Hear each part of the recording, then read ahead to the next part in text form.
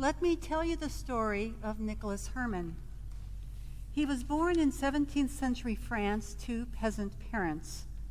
Because of his poverty, he joined the army for the meals and the small stipend. And during this period, he had an experience that set him on his spiritual journey. It wasn't a supernatural vision, but a spiritual clarity in the context of ordinary events. In midwinter, an 18-year-old Herman looked at a barren tree, waiting for the sure hope of summer abundance. And he grasped for the first time the extravagance of God's grace. Later, he would say of that moment, "That leafless tree first flashed in upon my soul the fact of God and the love for God that never ceased to burn." After an injury forced his retirement from the army, he briefly served as a valet. He then entered a Carmelite monastery in Paris as a lay brother and took the religious name Lawrence of the Resurrection. And he spent nearly the rest of his 80 years within the monastery walls, working in the kitchen for most of that time and dying in relative obscurity. Despite his lowly position, Brother Lawrence's peaceful character attracted many to him, seeking his spiritual guidance. Now, most of what we know about Brother Lawrence comes from the efforts of one of those who sought his counsel, Father Joseph de Beaumont. Brother Lawrence described his way of life and how he came to it in the context of 4 conversations with that priest. And these conversations, along with 13 short letters, 7 spiritual maxims, and a brief biography, were compiled by Father de Beaumont into a short booklet. Its title is simply The Practice of the Presence of God. And as you can see, it's not a weighty tome. This copy has barely 80 pages of printed text. Now, the essence of Brother Lawrence's spiritual practice was his experience of God in the context of ordinary tasks.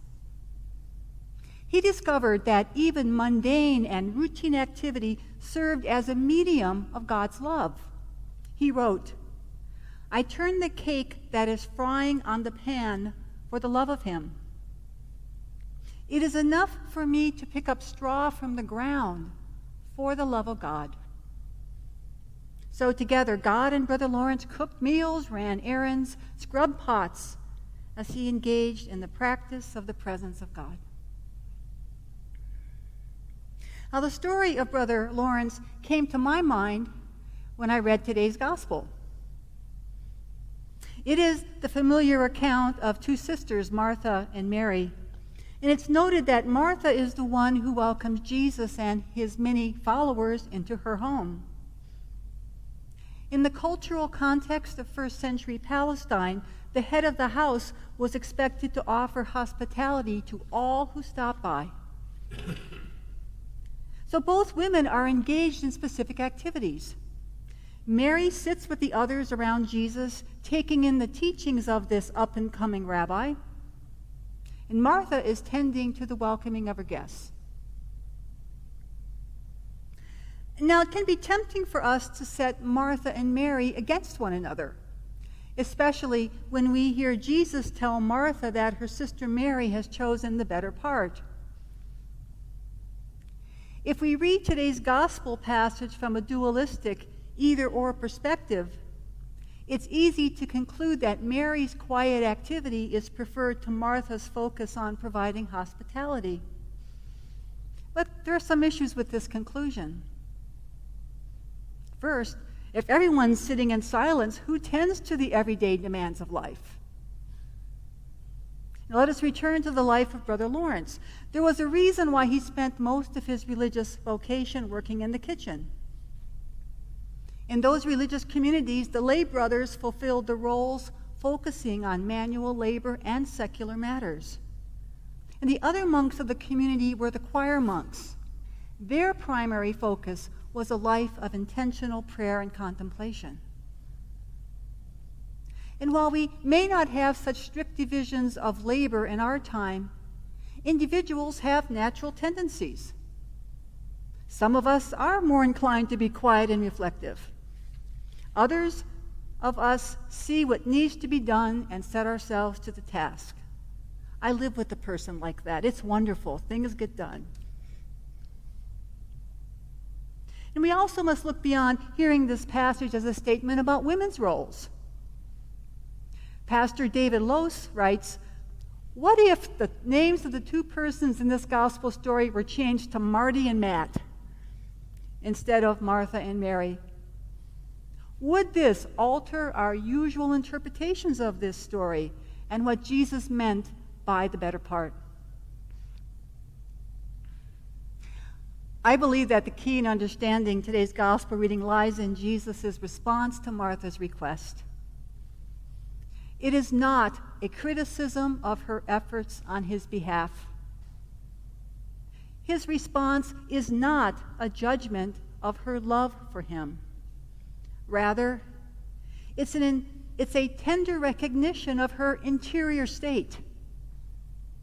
"Martha, Martha, why are you worried and distracted by many things?" And Jesus calls out to Martha twice in sympathy for her plight. And he invites her to let go of the distractions and worries that adversely affect her experience of the present moment. One commentator notes that activity as a distraction seems to be what's causing Martha so much grief. However, activity as compassion, activity as worship, activity in response to abundance is very much spirit-filled. And we all know that what can look like quiet, contemplative experiences might also be filled with interior unrest. In the late 1970s, Trappist monk Father Thomas Keating was teaching the practice of centering prayer to a group of Roman Catholic nuns and brothers.